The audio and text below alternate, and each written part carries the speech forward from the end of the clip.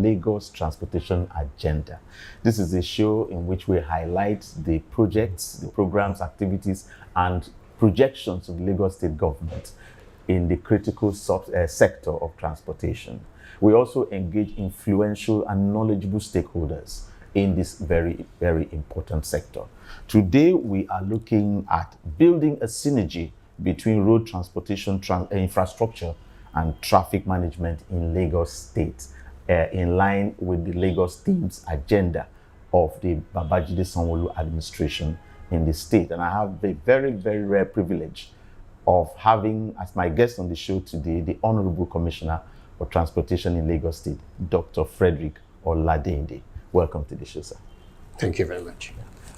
The Honourable Commissioner and I will be discussing building a synergy between road transportation infrastructure and the general economic quest of the Lagos State government to build the greater Lagos of our dreams. After this time out, please stay with us.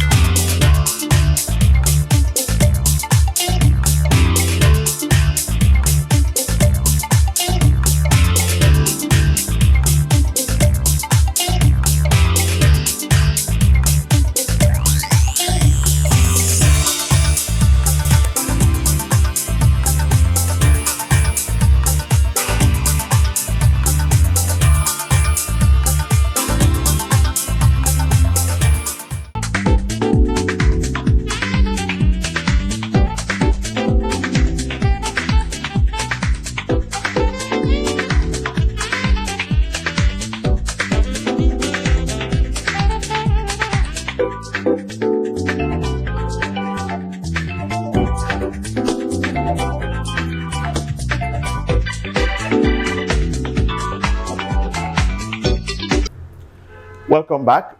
It's the Honourable Commissioner for Transportation in Lagos State, Dr. Frederic Oladeinde, on the show today. And we're discussing building that very important synergy that we need to see in actualizing the dream of a greater Lagos. Once again, thank you for being on our show today. It's my pleasure. Yes, sir. Now, there have been so many road construction projects that have been done, not just on the major roads, but also in the inner city roads. Just give us an overview of, what economic benefits those localities that are being served on these roads. So, as experts will tell you, transportation is the life wire of any economy. And it's important that we connect every community in such a way that they can have access to transport infrastructure and then go somewhere and then, participate in some kind of economic activities. So what the Lagos State government is trying to do is to ensure that every community is connected to the network and everybody has a chance of moving from one point to the other using various modes of transportation, be it public transport, maybe your private cars, maybe non-motorized transport such as walking or cycling. Yes. It's important that we give people options. Exactly. And so we want to reduce social exclusion. Social exclusion means that people do not have any means of connecting to the network and then taking their goods or whatever they want to go and sell to other parts of the country. And it's important that everybody has a chance to connect that network. So that's why we have developed the Strategic Transport Master Plan, just to ensure that every community has access to our network, improving accessibility. And that's what, that's the main objective of this government, just to make sure that Lagos is well connected, people have options, people are able to move from one point to the other seamlessly, and then people are able to transfer from one mode to another seamlessly, just to make sure that the economic activity of Lagos continue to be buoyant, and then Lagos remain competitive with other cities in Nigeria, as well as other cities in the world, where the transportation network is good, and then so it affects your employment rate. Huge industries begin to move out to find other places where they can connect to people, and so it's important that we pay particular attention to our transportation network, make sure that it links so that employers have access to labor force, to goods, etc. So that's why there's a lot of activities from our government to make sure that most of our communities are actually connected. What immediate challenges would you say that these palliatives and sectional rehabilitations have been able to address in the short term? When you look at a community that maybe, they have a farm and then maybe they grow tomatoes, and then that the tomatoes has to get to the market. See, when the road is not good and then people come to try and transport that tomatoes, whatever cost they incur as a result of maybe bad roads, servicing, buying new tires, etc., that thing is put on top of the goods and it's passed to the consumers. So with good roads and with maybe farmers being able to transport their goods easily from one point to the other, the goods become cheaper. Lagos State becomes competitive. A lot of people come and do business here, and it just results into more revenue, which we can then put back into infrastructure to develop it further, and just to make the state much more competitive. So in a nutshell, good roads are very important just to ensure that we can move people and goods, make it cheaper, make us competitive. And that's why it's important that all these minor roads that you see, these are where we get the labor force.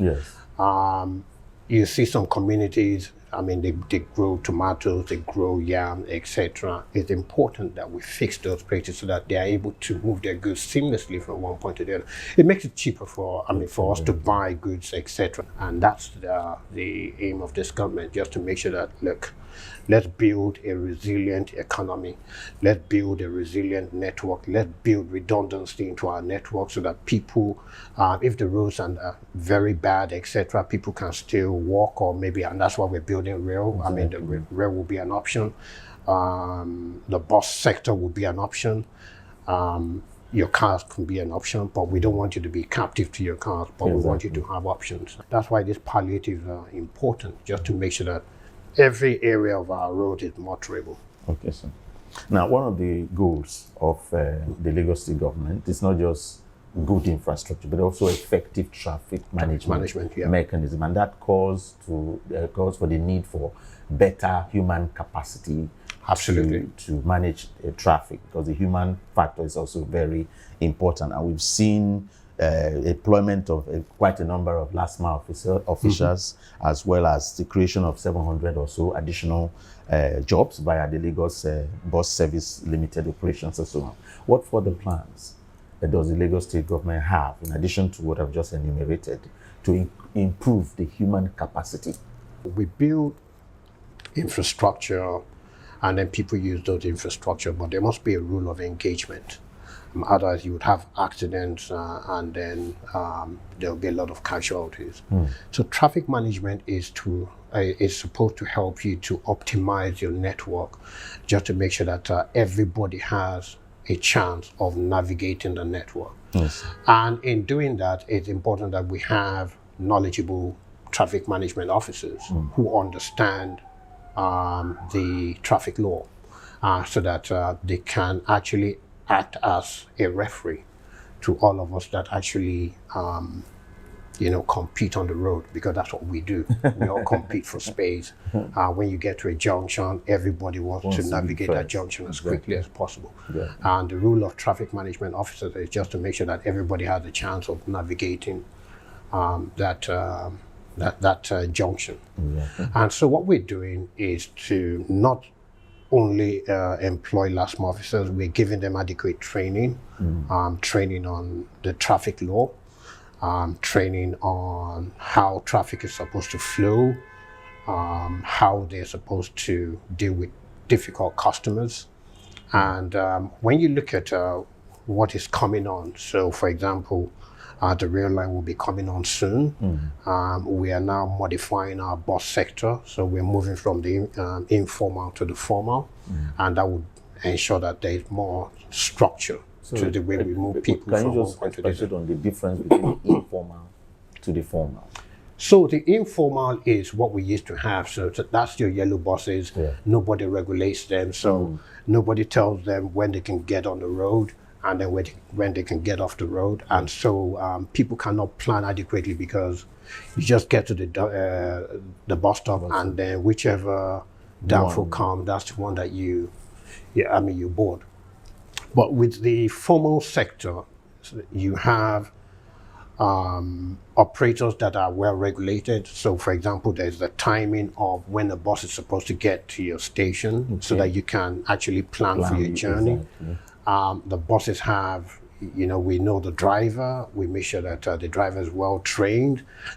You have CCTV on the bus so that we improve safety. And so there's adequate monitoring of what is happening. On the corridor.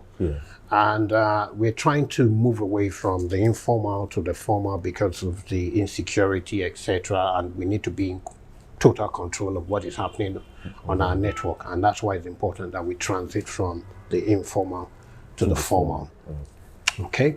And what we're beginning to see right now is that as we move from the informal to the formal, we need officers who actually understand the traffic law, officers who can engage with people who break the law and then let them know why they have broken the law and then why they're being punished for a particular offense. So, there's no point, and you must have heard that a lot of our officers don't understand the traffic law, they extort, etc. So adequate training is needed just to ensure that people have confidence in our traffic officers, and that's why we're employing more traffic officers on our road.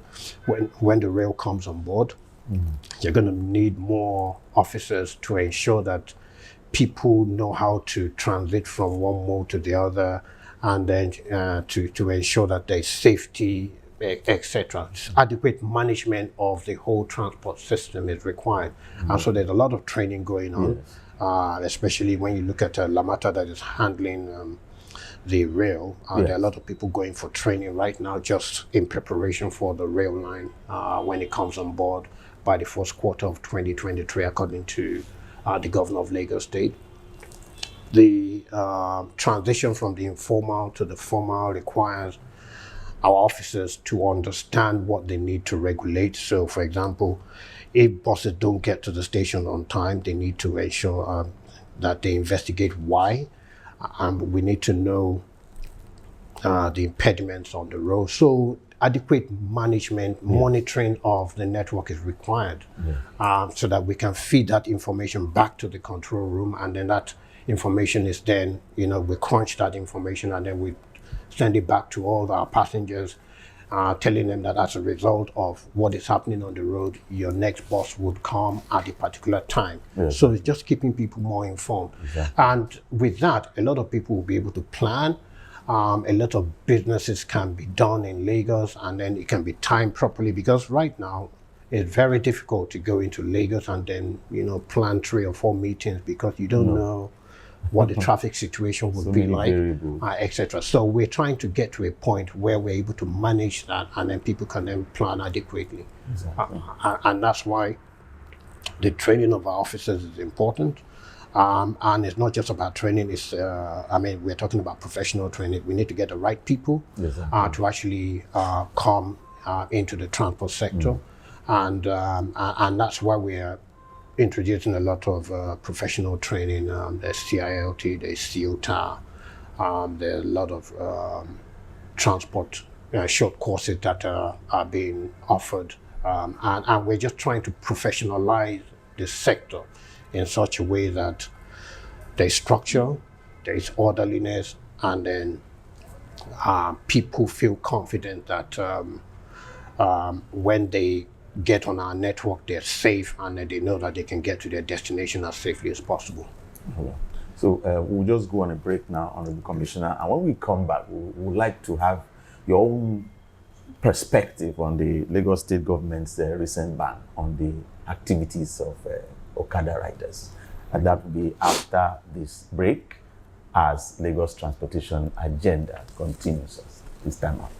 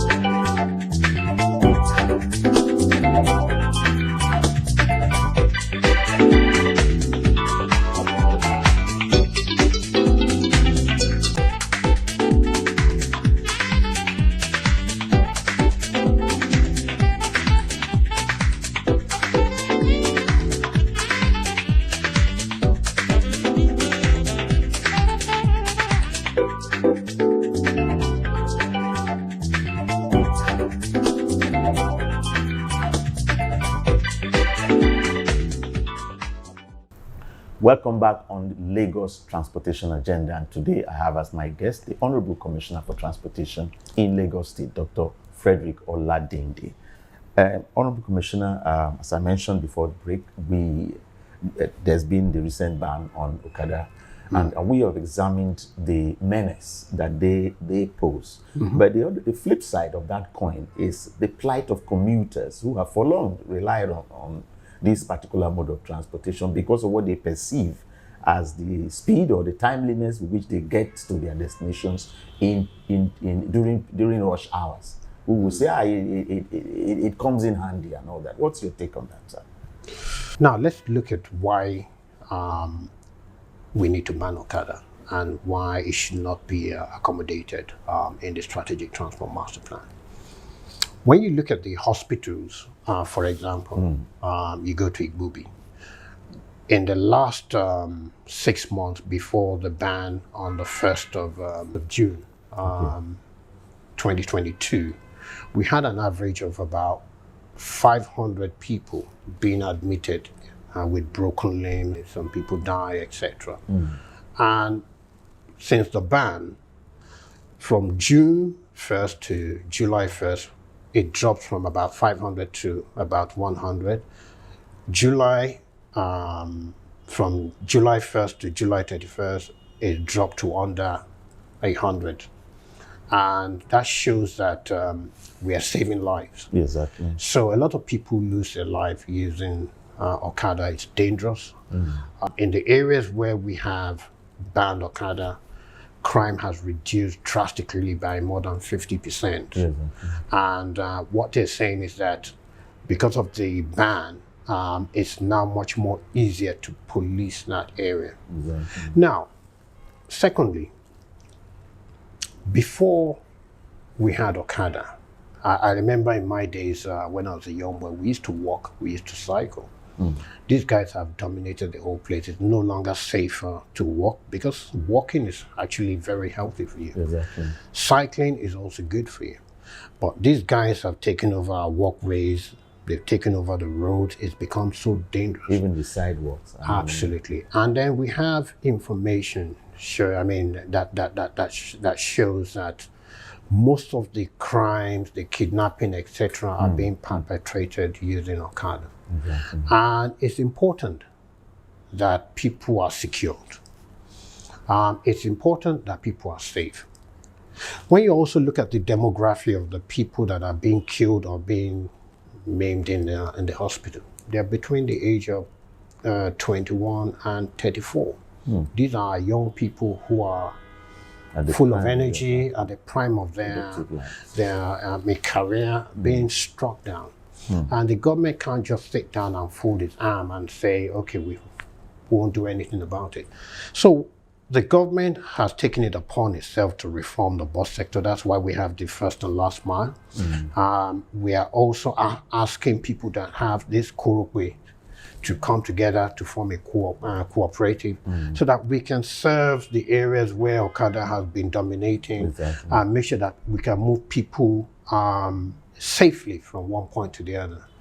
Okada is the main source of crime in Lagos. We are beginning to get information on kidnappers using okada as getaway, etc. And that's why the government is clamping down. And very soon, we're going for a total ban, but we've started with 6 local government areas, and then we'll then roll out the others as we move along. But it's important that Lagosians remain safe, they travel in a safe manner, and we protect our people in Lagos in particular. All right, so thank you so much for this time. I know how busy your schedule is. Thank you. And we are very grateful for the time. Thank you. And we hope that when next we call upon you, you'll be able to access your time. I've been speaking with the Honourable Commissioner for Transportation in Lagos State, Dr. Frederic Oladeinde, on the issues bordering on the activities, projects, and projections of the Lagos State government in this very critical subsector.